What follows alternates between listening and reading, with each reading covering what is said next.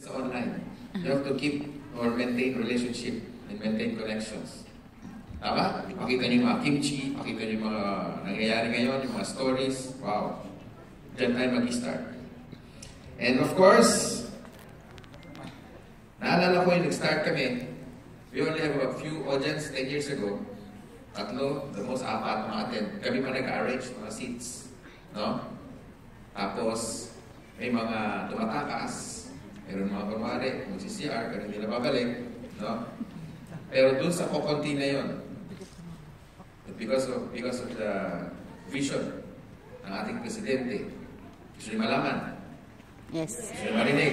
Yes. Kaya narinig ko, kaya ako sumama sa kanya. Sabi niya, Francis, because during those days, 2005, there's a lot of company. Scam, fly-by-night, and they keep promises, pero hindi sila nag-deliver.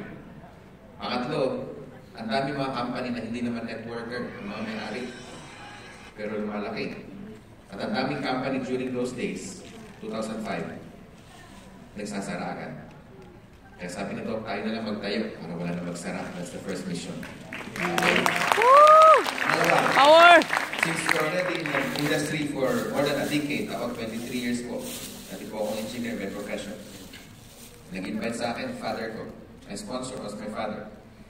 Ang hirap tamihan kasi tatay mo eh. Pangalawa, doon ka nakatira sa bahay niya. Papalayasin ako pag daw makinig na seminar. But fast forward today. Naging networker ako ng 12 years. Marami akong experience, ups and downs. Nag-iba ang Francis Miguel, nagkaroon ng leadership. Na nangarap ako, na naging totoo. Binitawag ko yung trabaho ko 8 months later.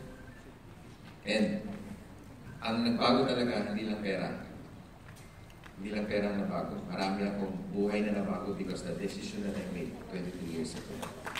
Marami na Power! Actually, I'm connected. And mamit ko si Doc Ed. Hindi ako nagdalawang isip. Doon sa sinabi niya, Francis, pagtayo tayo at gawa tayo maraming kagaya natin. And today, ladies and gentlemen, there are more than 1,000 already members of Millionaires Club. Mahirap i-break yun.